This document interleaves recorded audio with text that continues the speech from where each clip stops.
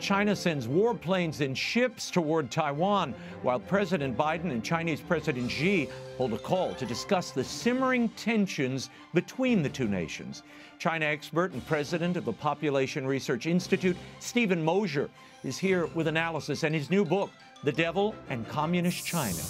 And distinguished law professor and former U.S. ambassador to the Holy See, Ann Glendon, gives us an insider's look at the last three papacies in her brand new book, In the Courts of Three Popes. The World Over begins right now.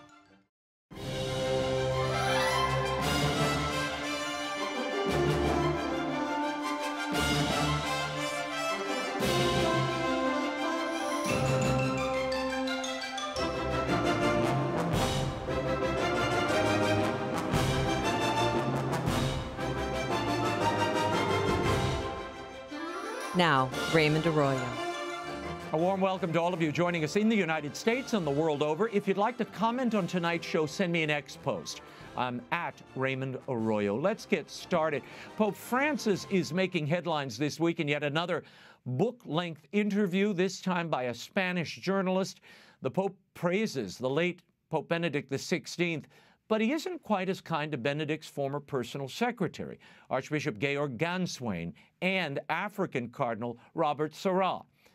About Ganswein, Pope Francis says, quote, "He has turned me upside down by saying things that are not true. It is very sad," end quote.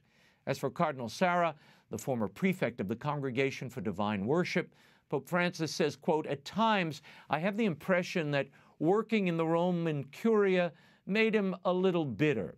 Francis also maintains that Sarah was, quote, "immediately manipulated by separatist groups."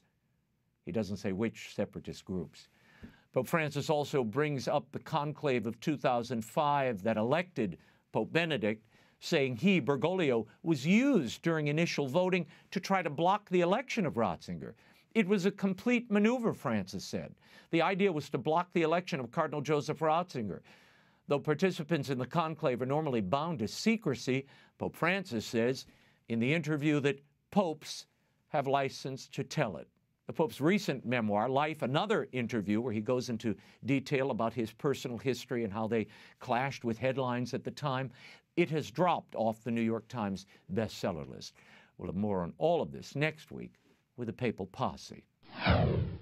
Meanwhile, President Joe Biden and Chinese President Xi Jinping met by phone this week.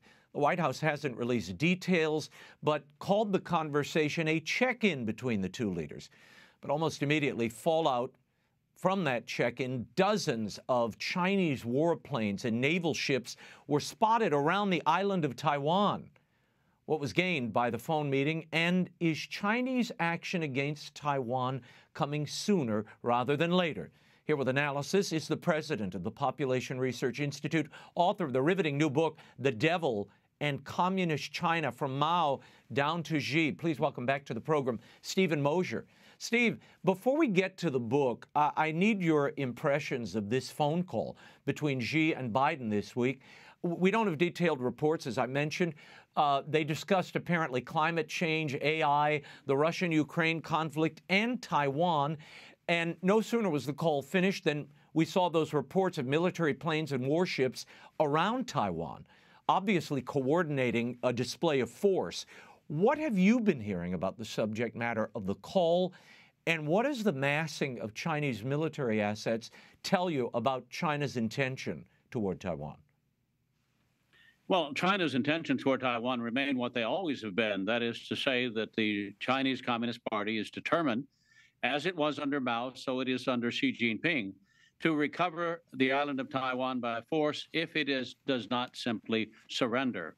Well, the people on Taiwan don't want to surrender. 75% said that they would actually take up arms to fight any communist invasion. I'm not sure what the phone call accomplished. I'm certain of one thing, though, Raymond. If the phone call had accomplished anything, if there was any sort of agreement reached, even a verbal agreement, we would be hearing about it. It would be shouted from the rooftops. The fact that they're only saying we had a sober discussion, a serious discussion about a number of topics, means that both sides agreed once again to disagree. We are fundamentally at odds with the People's Republic of China.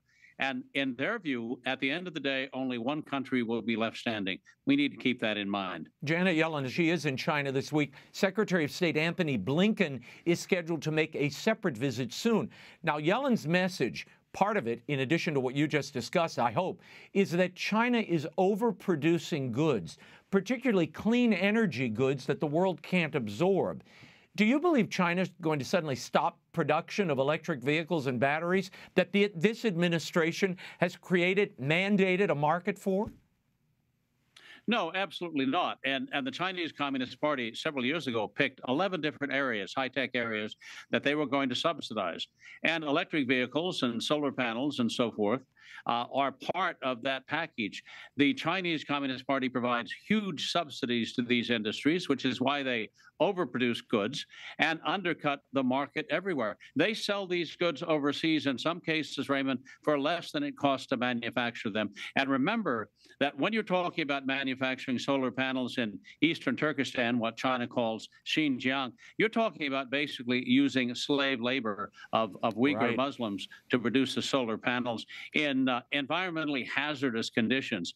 That's what the Chinese Communist Party is sending around the world. And that's what I'm afraid, as long as the U.S. government keeps paying them to do so by subsidizing the importation of these things, that will continue. Yeah. China continues also to curtail freedom of religion within its borders. In March, we heard reports of a new national security law in Hong Kong, what the communist government is now calling treason. Now, this law could threaten the sanctity of the Catholic confessional in Hong Kong. Tell us what that would imply. Well, the law requires anyone in Hong Kong, as the law in China itself already requires, for anyone who has any information that concerns national security or lawbreaking to report it immediately to the authorities. So it's not just as if you can voluntarily go in and report to the authorities that a foreign national is spying or that someone has stolen something. It's that you have a positive duty to report anything that you think may be a crime. And it's intended to set everyone against everyone else. It's intended to isolate people in individual cells of fear so that everybody becomes an informer for the government, in the same way that in Eastern Germany, for example, under the Stasi, half the population virtually were informants of to the state police. The Chinese Communist Party would like to turn everyone in China into an informant so they could have everyone watching everyone all the time in real time. Steve, operating under that still secret Vatican-China agreement, we still don't know the full details of, the Holy See recently sponsored a dialogue between Taiwan and Hong Kong as the Church prepares to issue official rules on the engagement with Confucianism. Now, Steve, what's the goal of this dialogue first, within China and within Taiwan? And why is this of more concern to the Vatican and the Holy See than the persecution of Catholics? You know, that's a very good question, because the Chinese Communist Party, from its very beginning, has done its best to kill and to destroy Confucian thought, which, of course, was part of the governing ideology of China for 2,000 years. So Confucianism in China today is basically a dead letter. So I don't know why the Vatican is looking a century in the past to revive an ideology that's no longer practiced in China itself by the vast majority of the Chinese people, and to which the Chinese Communist Party is overtly hostile to. And instead of concentrating on helping Catholics in China, millions of Catholics in China now are under pressure to join the Patriotic Church. Priests and bishops under pressure to join the Catholic Patriotic Association. And the most heartbreaking thing I've heard came from an underground bishop who recently said, in the past, he said, when we were persecuted, arrested, put under house arrest, sent to prison, we at least knew that we had support in the Vatican. Now we don't know where we stand. Let's discuss your brand new book, The Devil and Communist China. You trace China's current version of totalitarian communism back to Chairman Mao Zedong. But the ideas, the tactics employed by Mao, they came from somewhere. And in the introduction of your book, you write, the use of terror as a tool for political control continues in China to the present day. Mao's ghost can be seen at work in the genocidal attacks on the Uyghurs, the persecution of the Falun Gong, and the insane COVID-19 lockdowns of entire provinces. The communist system that Mao created in China, inspired by Marx, weaponized by Lenin, and exported to China by Stalin, continues to devour large numbers of victims to the present day. How can you make a revolution without executions, Lenin decreed? And people have been dying by the millions in China ever since. Steve, I guess my question is, in that report you cite, or in your book you cite, the total death toll from the 20th century communism approached 100 million. China topped the list with 65 million of those deaths. You think those numbers are underestimated. Why? Well, I do. Well, first of all, I add to that number the tremendous number of people who were killed during the Chinese Civil War when the Red Army was told to cut off cities from food supplies and hundreds of thousands, if not millions, of people starved to death.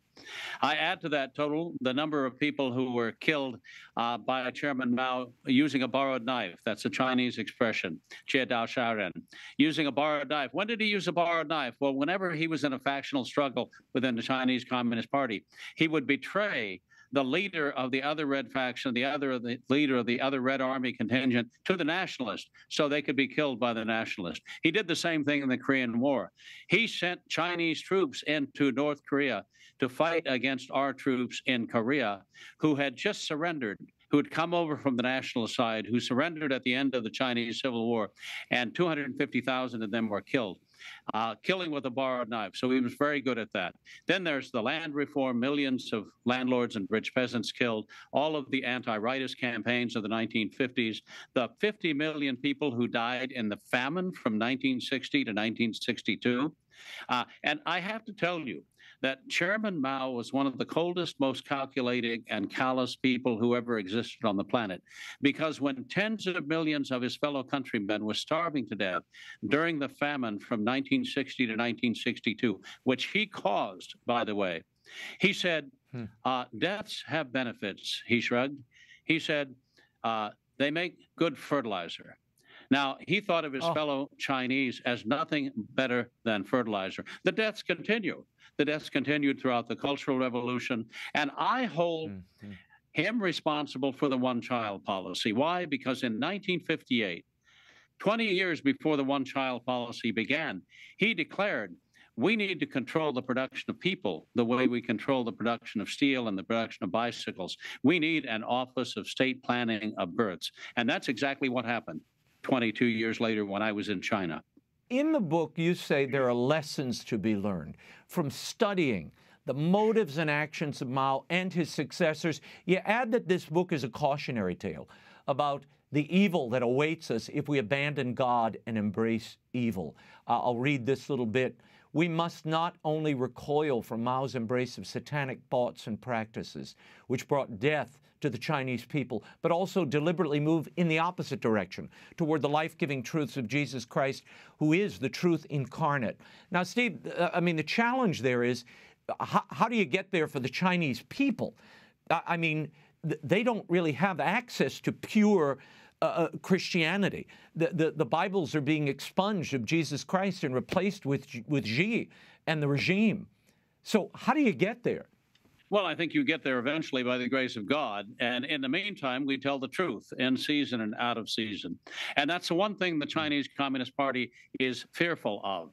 It has actually published a party directive saying that the two threats to continued communist rule are a truthful accounting of Chinese history under communism and a truthful accounting of the ideology.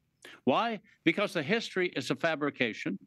The ideology is a fantasy. The ideology is a fantasy that we're going to build heaven on earth. And instead, of course, Marxism always creates hell on earth, over which leaders like Xi Jinping are happy to rule.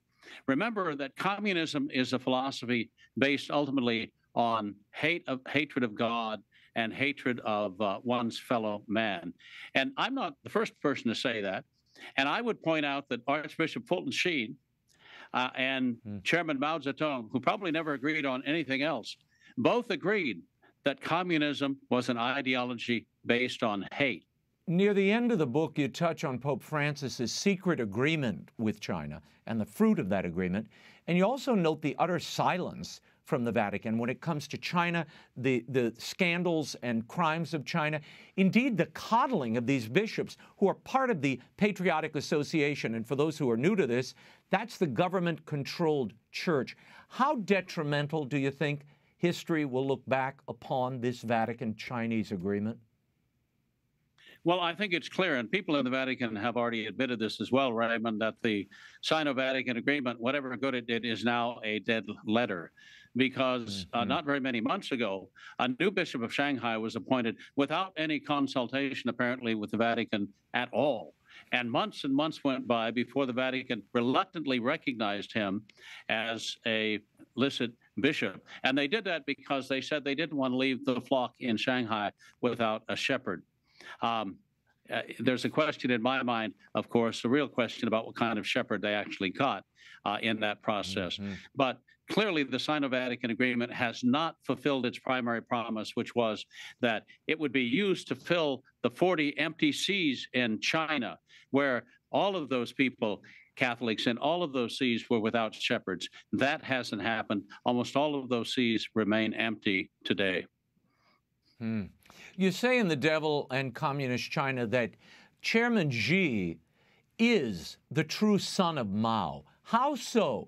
And how has that outward face of Chinese communism evolved from Mao to Xi?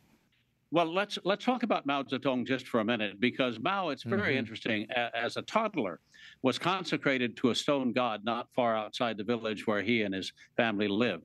He was 3 years old. He was taken out, forced to kneel and kowtow before this stone monolith which had a pool at its foot, but the local villagers thought was inhabited by a spirit.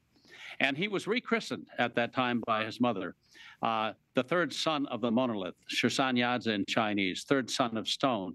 And he really did seem to have a heart of stone and have a diabolical influence, throughout his life. In every choice he made, when he was faced with a choice between good and evil, he almost invariably chose evil. When he was faced with a choice of achieving an end by doing the right thing or by deceiving people, he chose to deceive. It's as if he took delight in deceiving. Xi Jinping is cut from exactly the same cloth. Xi Jinping behaves in exactly the same way. He has modeled himself on Mao in all things. The personality cult, the exaltation of him as a kind of pseudo-deity. The statues are going up. People are singing his songs. People have to download the Xi Jinping app on their phone and read from the Xi Jinping scriptures every day, so they know what the great Xi Jinping is thinking. So all of the ways in which Mao sought to elevate himself over the people, so Xi Jinping is following the same path. Yeah, no, it's a good, aside from the costume change, there's not very much difference. The uniform for the business suit, but other than that, the tactics are really the same. And of course, Xi has brilliantly woven capitalism into this stream of communist practice and totalitarian control. Well, it's very interesting that the dress seems to change depending on the audience he's addressing. If he's addressing the military, he wears a military uniform. Like a third world 10-spot dictator. If he's addressing the people in some circumstances, he wears a Mao suit. But when he's meeting with foreign leaders, he will, of course, wear a Western suit. But he changes his dress for the occasion. And that, I think, tells you everything you need to know about Xi Jinping. He also is now following Mao down the socialist road to ruin. And what I mean by that is that after the devastation of the Mao years, people remember that Deng Xiaoping had the 4 modernizations. The West was invited in. We were invited in to open factories and help China advance. And we did gladly, because we wanted to see the Chinese people's living standards increased. So a new class of wealth creators arose in the 1990s and throughout the first decades of this century. But their wealth put a target on their back, and now they are being persecuted and purged, and their wealth is being confiscated. The most dangerous place to be in the world today is a billionaire in China, because you can be arrested, tortured, and killed, and your money taken by the state. We have been seeing, and I suppose this is a symptom in parts, of the reality that you're describing. There has been a huge influx of Chinese citizens immigrating through South America into the United States. Now, what do we know about these people coming across the border, and what do you think their motives are for being here? Well, we know that there's a huge pool of money and people that's desperate to get out of China because the economy is in recession. The unemployment rate among youth may be as high as 40%. The government admits about half that, but the government statistics are laughable. So the money and the people want to get out of China. Now, the thing about that is you can't really leave China without an export visa, without a visa allowing you to depart the country, and a passport. Hard to get. So anyone who leaves China is leaving with the permission of the Chinese Communist Party.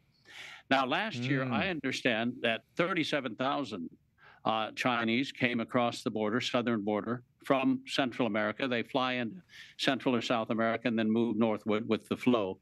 Now, I think some of those are economic migrants. They're simply seeking a better life. I think, however, the Chinese Communist Party would be foolish if it did not salt in that migration saboteurs, potential terrorists, potential spies, who would then go to the local Chinese embassy and consulate and get new IDs when they arrive on our shores so that we don't know who they are. And I will tell you this, the Chinese government is not cooperating in helping us to identify who these people are. So we have no idea who these tens of thousands of people are and what they might do, for example, in the event of a conflict over Taiwan.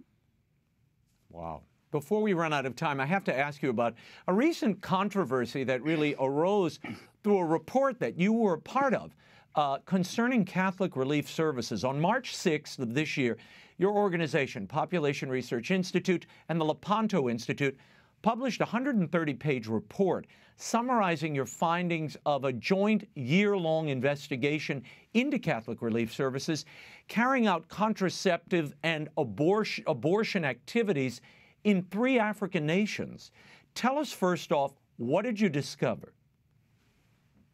Well, first of all, I want to tell people this was a serious effort. I mean, this is a long report that took us a year to compile.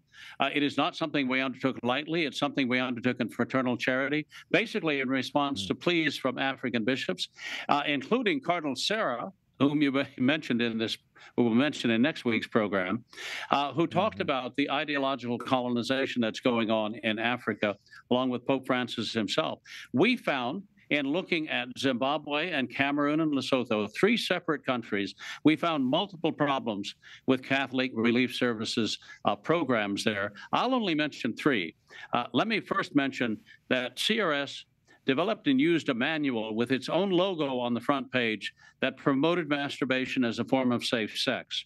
Now, I believe we have a picture of this. The logo includes the logos of USAID, PEPFAR, the President's Emergency Plan for AIDS Reduction, and also CRS. So there's that. The second thing I'd like to mention is that CRS, Catholic Relief Services, created health referral networks that included contraception promoters. That is, in the network that CRS created, there were groups that were doing contraception and doing chemical sterilization through IUDs and implants and Depo-Provera, and at least one abortion promoter whose very logo is an icon of a pregnant woman with an X through her belly. Now, I believe you have that to show on the screen as well. I find that logo very off-putting because it looks like by Xing out her child, she's achieving some sort of freedom, which she's not.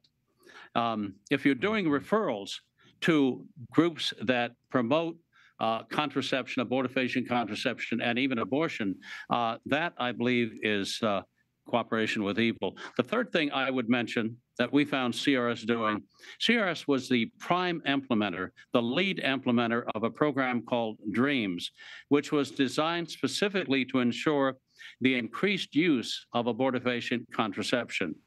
In other words, they were putting together a consortium of groups to which they would do referrals of girls as young as 10 years of age, who would then be encouraged to not just use condoms to prevent AIDS, supposedly, but also to use IUDs, implants, or Depo-Provera injections. Well, Steve, how did your organization vet and confirm these findings? We had investigators on the ground.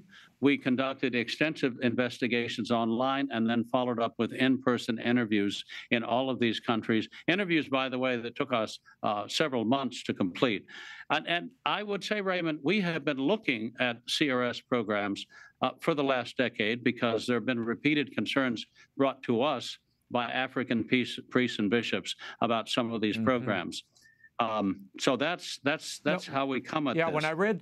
When I read the report, I saw there was an archbishop of one of the countries here that you were focused on who is supporting this and was concerned because he said CRS didn't notify us of what's happening in the country. In fact, they don't consult with us at all. Now, prior to the publication of this report, you and Michael Hitchborn sent a cover letter and a summary to every bishop and archbishop and cardinal heading a diocese in the United States. On March 8th, Bishop John Wester of Santa Fe responded. He's also a member of the CRS board. He condemned your report. He wrote, as a former two-term member of the board of directors of CRS and a current member of the Catholic Relief Services Foundation board, I can assure you that your findings on the ethical actions of CRS are in error. CRS has consistently sought the judgment of prominent, well-respected moral theologians in those activities that may have moral ramifications. In each case, the theologians assured CRS and us board members that there is nothing being done by CRS that is immoral or unethical. Your persistent persecution of this wonderful organization, which helps millions of people every year throughout the world, is deplorable. I pray that you might gain the prudence to cease and desist. That was Bishop John Wester. How did you respond to the bishop's criticism and his call to cease and desist? And have you heard from other bishops? Well, we have heard from Bishop Strickland, and in the past, in response to our reports, we've heard from other bishops, such as Bishop Sheridan, now no longer with us. But we will not cease and desist telling the truth. That's why I'm here, Raymond. That's what my purpose in life is. It always has been. And telling the truth got me fired from Stanford 35 years ago. I'm not likely to stop now. And I will not stop repeating what Pope Benedict XVI said in his motu proprio on the service of charity. He said specifically, in particular, the diocesan bishop is to ensure that charitable agencies dependent upon him do not receive financial support from groups or institutions that pursue ends contrary to church teaching. There's certainly a lot of unanswered questions, and I mean, that 130-page report does detail some activities that need answers, I think, particularly now. And the letter did avoid answering any of the particular charges leveled here. And that accounting does, I think, need to happen. The Devil in Communist China, From Mao Down to Xi by Stephen Mosher is available now at bookstores everywhere and online. Thank you, Steve.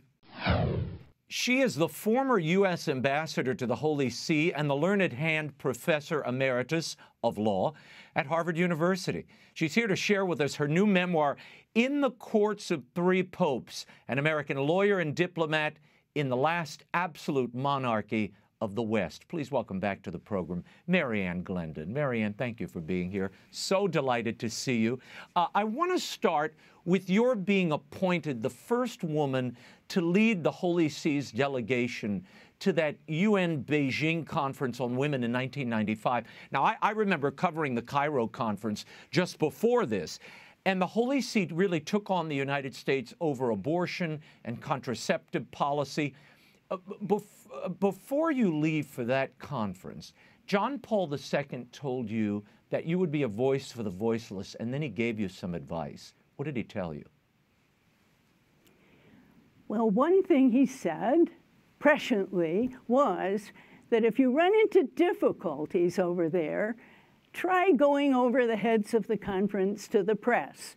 And that's exactly what we did at midpoint in the conference. You mentioned Cairo. The Holy See came to the Beijing conference with just the agenda that you mentioned. We wanted to speak for all the things that were needed for the most disadvantaged women in the poorest countries. And the European Union tried to make it into a replay of Cairo, the population conference, and we were determined not to let that happen. And so at midpoint, we just sent a press release to all the major newspapers in Europe, and we said, do you know what your European delegates are doing over here? Because the positions that they are taking are directly in contravention to many of the provisions of your own constitutions. And the next day, that was in the papers. It was giving rise to questions in the legislatures, and the EU delegates eventually backed down, and we got back to business. No, it was amazing. What was it like, Mary Ann, and for those who don't realize, you were the first woman ever appointed to head a delegation on behalf of the Vatican. What was that like? I know it couldn't have been all smooth sailing for you.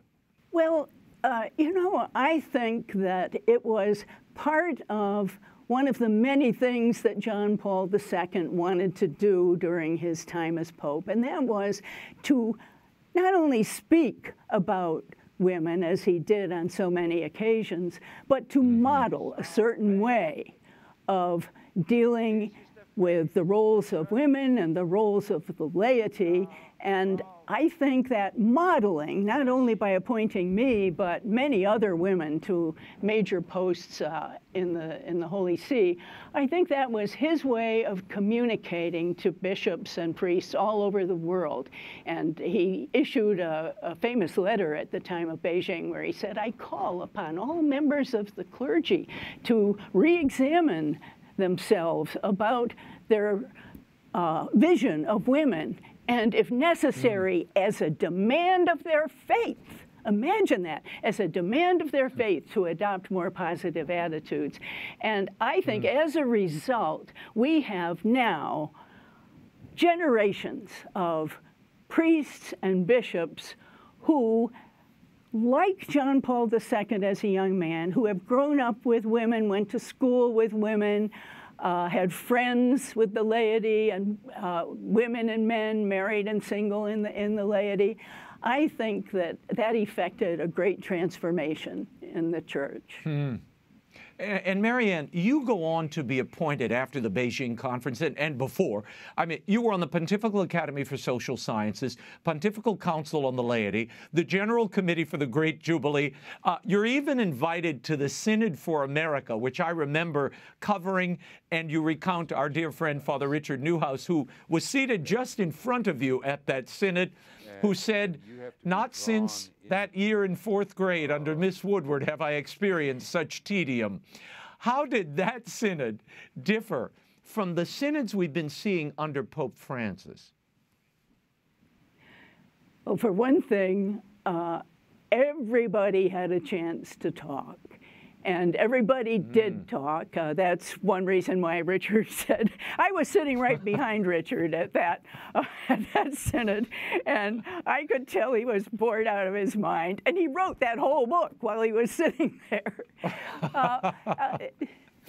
It was a great exchange of ideas on the one hand, but on the other hand, you could sense already that there was a certain, I couldn't say what proportion, but a certain sense on the part of some of the speakers that the United States was to blame for much of what was going on in the world.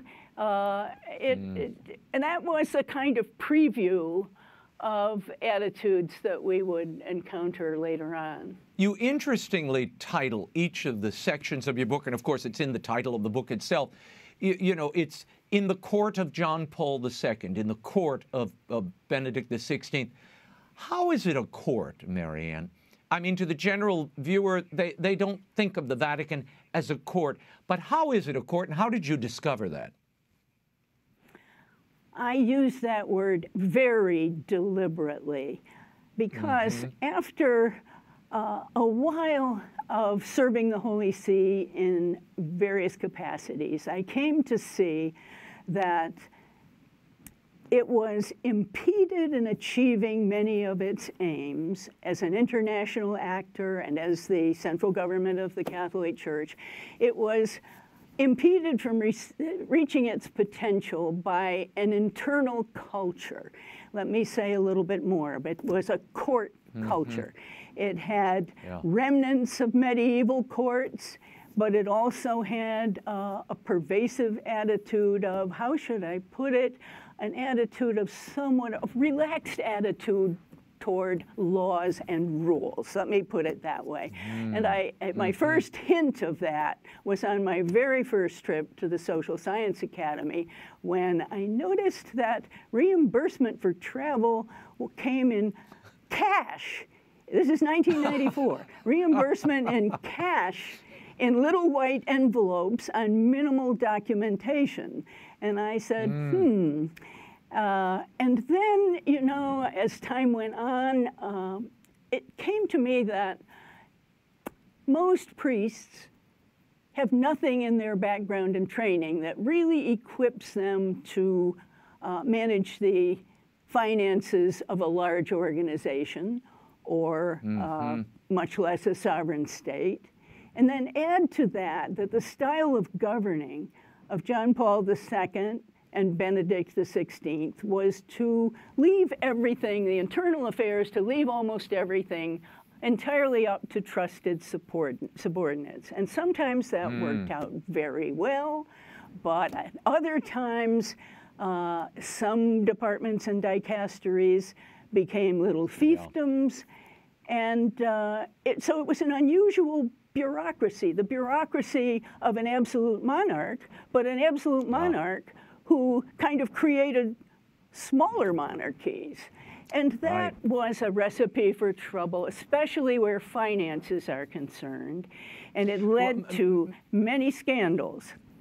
Yeah, and I want to get into that, Marianne, which you do in the book. But before I leave this topic, do you think that that court is stronger or more impactful within the Vatican today than it was even under John Paul and Benedict? I definitely think that the greatest challenge for Francis and the greatest challenge for the next pope, whoever he is going to be the culture of the Holy See. It is immensely powerful. And we saw that. You know, Francis, when he became pope, to his credit, he immediately started attacking the financial problems. He brought in Cardinal Pell. And Cardinal Pell very sensibly said, okay, the first thing we have to do is have an external auditor to find out how things are. What's the lay of the land? And the auditor, Libero Malone, he no sooner got started when he was off with his head by fired by the number 3, a very powerful then Cardinal Becciu. And from that moment on, Cardinal Becciu resisted Cardinal Pell at every turn. And at that time, I was simultaneously serving on a commission to investigate the Vatican Bank. And we, too, we had a kind of general search warrant from the Pope himself. And yet we were resisted at every turn by the internal culture and the then president of the Vatican Bank. So this is going to be a big challenge. Yeah, I want to get into that later because you do spend some good time in the book about that. And, you know, but it does speak to that, again, that courtly culture of as long as I'm in good standing with the king, with the monarch, all will be well, and the rules are beneath me. And that really is how this apparatus continues to operate. But we'll get into that in a moment. I want to talk about something happier for a moment. While at a Vatican meeting, you get a call from Karl Rove. That President George W. Bush wants you to serve as ambassador to the Holy See. Now, you've been collaborating with the Vatican many, many ways, leading delegations on councils and pontifical academies. Any trepidation at that point when you got that call? I have to say, I said, yes, I'd like to do that right away. No, I didn't. Why? I didn't well, I mean, if I had any hesitation, it would be, what would my husband think? But since it was only filling out an unexpired term, I knew my husband would be all for it. And I thought it would be a wonderful opportunity to see the Holy See from another perspective. And I did think that having served in so many parts of the Vatican, that I would be able to be more effective as an ambassador in a short period of time. I would be able to hit the ground running, so to speak. Yeah. Now, you might say, well, you've been a diplomat for the Vatican and you're so involved in Vatican departments. Can you, would there really be a conflict of interest? But, you know, that's what we lawyers do. Yeah, that's right. Well, look, and your appointment was blocked by a certain senator from Delaware, a Joe Biden, who people might know. He maintained that you had violated the Foreign Agents Registration Act. What was his gripe then, Mary Ann? And it was related to the work you had done with the Holy See. Yes, well, as the State Department lawyers pointed out to the senator, there's a specific exemption in that act for work done for a religious organization.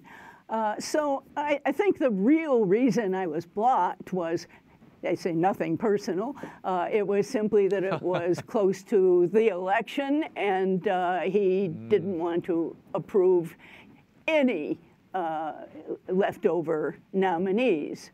And, you know, I wish that I could say, well, once they saw that, I wish I could say that the problem was solved when the Biden staff realized that there was an exemption covering me in the act. But in the end, I had to rely on my good friend, Ethel Kennedy, who she convinced her brother. She convinced her brother that he ought to have a chat with me, and I explained the problem to him, and I said, look, we really should have an ambassador in place when Pope Benedict comes next spring, and miraculously, I was unanimously confirmed by the Senate the next day. So Teddy Kennedy helped push it over the top. Yeah, it was solved the old Boston way. Oh, yeah. Well, I look, Mary Ann Glendon gets it done one way or the other. I love it. Tell me this.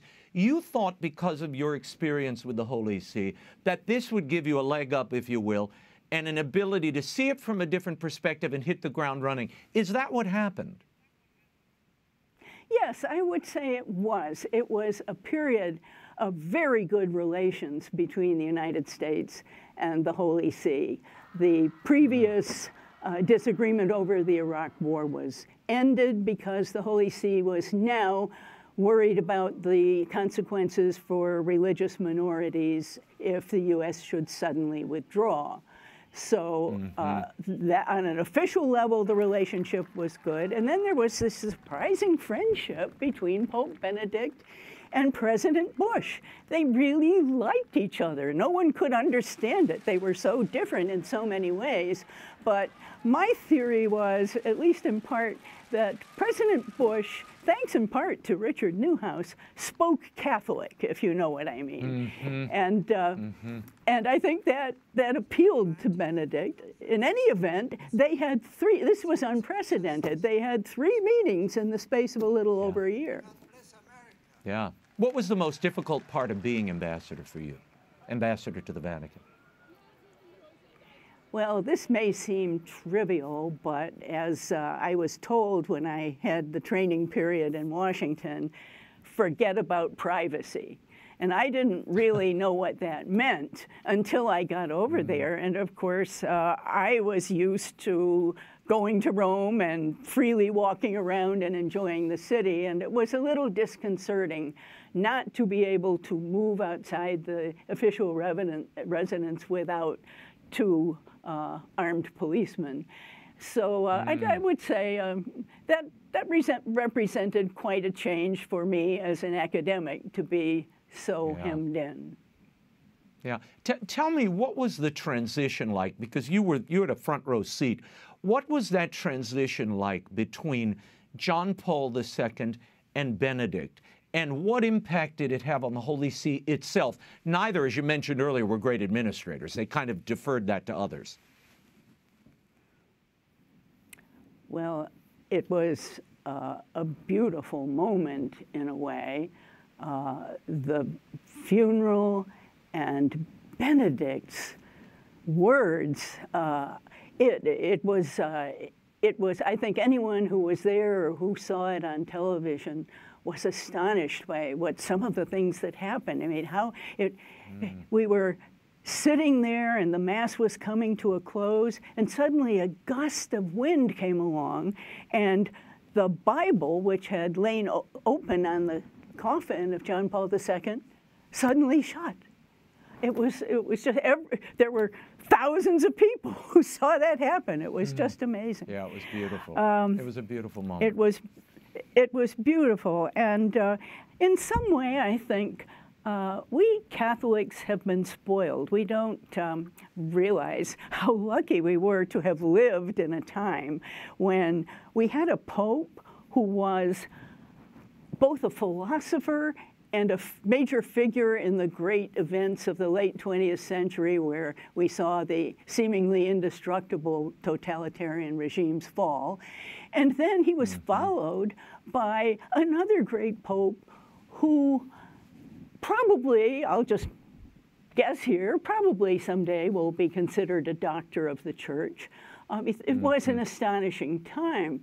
And I think actually one of the difficulties for Pope Francis, one of his challenges has been to come along at a time when he had to follow in the footsteps of really two giants, and it must have been difficult to be constantly compared with them. But if you look back over the whole history of the Catholic Church, if you read a book like John Julian Norwich's Absolute Monarchs, all the popes, there's never been two popes in a row like that.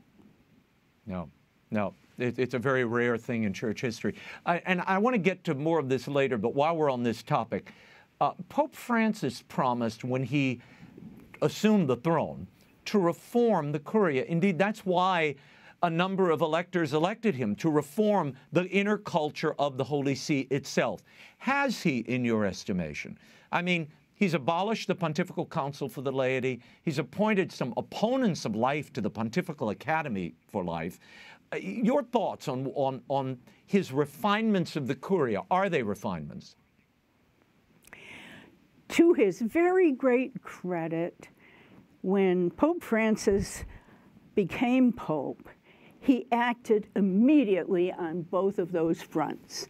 He initiated financial reforms and he initiated curial reforms. He showed his awareness of the problems that I call the problems of internal culture. When he gave one of his major speeches that year, he called it Diseases of the Curia.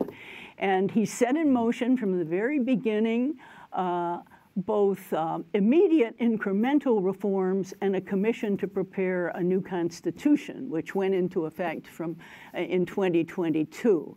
So I think on both fronts, the financial reforms and the curial reforms, he came up against exactly what I've been talking about, the strength, the power of an internal culture that had been left pretty much without oversight over almost 30 years. And I would say he initiated in both areas reforms that I hope the new Pope will continue, but I hope whoever the new Pope, I think whatever the new Pope decides to do, he is going to come up against the power of that unique bureaucracy. I can't let this pass. You mention in the book, you really deplore that Pope Francis abolished, I'll quote you. You say here at one point, his decision to abolish the Council for the Laity and to fold its responsibilities into a new dicastery for the laity, the family and life, was understandable as an economic measure, but it inevitably gave the impression of downgrading the importance of the bodies it replaced. You had to have a reaction to that. I mean, you wrote about it in the book. That didn't make you happy, watching that dissolve. Sure, I was a member of the Council for the Laity for 10 years. But I have to say that I think we are going to see more of that sort of thing, because as of right now, the Vatican is in dire financial straits. It has a huge deficit, around $77 million. It doesn't have a plan to address that deficit. Income is down, donations are down, and that is why I think outsourcing has got to be part of the answer, and not a really difficult part of the answer. But I think there are more painful decisions ahead. And I think that the new Pope is going to have to look at other parts of, for example, I really loved the Pontifical Academy of Social Sciences, and I was its president for 10 years. I could see certain structural features that prevented the Academy from reaching its potential. And I now think, given the fact that the best work in Catholic social thought really is being done in Catholic institutions, colleges, and universities around the world, I now think that one of the first institutions to be re-examined just from an economical point of view is going to be that academy. But Marianne, you mentioned there about the financial malfeasance that has happened over time. Donations are down. I mean, a $77 million deficit. My question is, don't you see that attached to the vibrancy of faith and the commitment to faith of the people who've been making those donations? I mean, isn't that why you have this deficit? It's not just misspending of money. It also is you're losing your audience, right? Absolutely, absolutely. I think the prestige of the Holy See has been badly hurt in a number of ways. I think the next Pope has to worry not only about finances, but about the kind of reputational damage that has taken place, a kind of sense of, I think they're going to be looking for a Pope who will speak with more clarity and consistency on matters of faith, and I think they're going to be looking for a Pope who will be, let me put it this way, mater et magistra, someone who can, I remember what Bill Buckley said about that, and everybody probably will remember the same thing, mater si, magistra no. But I think that the conclave will be looking for someone who will speak out strongly in terms of Catholic social teaching. I think that they're looking for someone who will speak out clearly on matters of faith. And I think they're also looking for someone who will take care of the house. Yeah. Well, this Vatican Bank disaster, and you had a front row seat at watching this thing. I mean, the director, the deputy director were convicted of embezzling tens of millions of dollars from the bank. There was this atmosphere of fear. And as you said earlier, you all went in with a warrant, and it was a broad warrant from the Pope. What did your investigation discover? And I don't want you to get into all the intricacies, but in general, what did you discover? And was anyone listening to your findings, Marianne? Well, we interviewed two of us, a bishop and myself.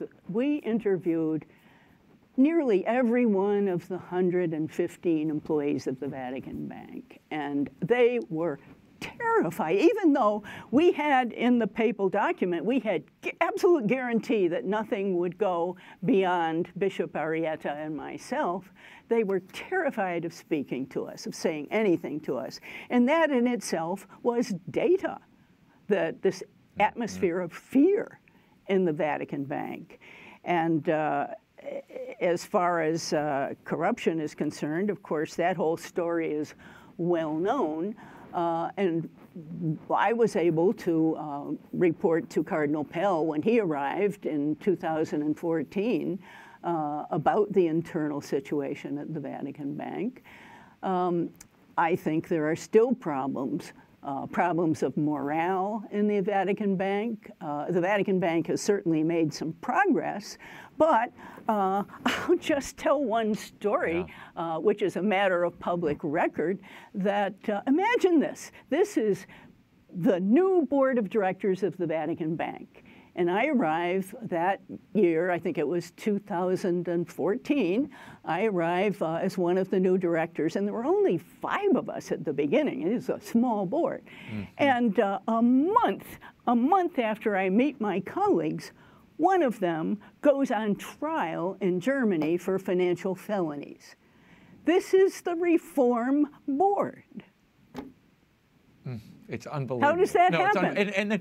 And then you've got the Auditor General is fired by the Pope with Bechu's instigation. You've got Cardinal Pell sidelined. I mean, there's multiple factors here that led to this corruption, Marianne. And I mean, it does run to the very top of the organization. It's not just the guy, the teller at the window, or the guy, filling out the audit sheet. Well, the teller at the window became president of the bank, and he himself is a problematic character. Yeah. I know you believe the laity is being called to a special moment here, particularly as we move toward a new papacy. You've seen the news where the Pope has appointed, Pope Francis, a special study group to report to the Synod this fall on holy orders for women after it was declared and settled by the last two popes that this was a no-go. I want your thoughts on this now, and what should the role of women be in the church going forward? I think that the role of women, I think discussions of that question tend to focus too much on church officials, and they let the laity off the hook. It is my impression that most bishops around the world are perfectly well aware that they need the services of laity with particular skills, that the laity, men and women, can enable priests to do what they're trained to do, what they do best, and what they were called by God to do. I think the new generation, now few generations of priests and bishops, are very alive to that fact, very open to that fact. And I think there's too little talk about the responsibilities of the laity. We, after all, are the ones who are supposed to be primarily responsible for the transformation of the secular sphere. And how many of us really take that to heart? How many of us even attend to our formation in the sense that many of us spend more time learning about information technology than we do about how to answer Peter's question, give a reason for the faith that is in you. Yeah, the conversation also, whenever women come up, it is now being diverted into talk of holy orders and ordination, and allowing women on the altar, which when you look at the mainline churches that have followed this path, they're empty or dying. I think that's going down the wrong path. I would say, what is the primary vocation? When we're baptized, we have a vocation to holiness and a vocation to mission. How are we in Western countries, we Catholics, men and women, how are we living up to that second thing, what our Protestant brothers and sisters call the Great Commission? In 2033, that's a millennium, a jubilee of the Great Commission. I don't think we Catholics are measuring up terribly well. So I don't see how seeking more clerical roles for men or women solves the problem, the real problem, the one that Cardinal Newman taught us to worry about, how to be fulfill the church's mission in an increasingly secular world. I put more responsibility on the laity than I would on the church officials. Mary Ann Glendon, well, thank you for modeling for so many people what lay involvement in the church can look like, both as a mother as well as a representative on so many levels. In the Court of Three Popes by Mary Ann Glendon is available now at bookstores everywhere and online. Mary Ann, thank you for being here.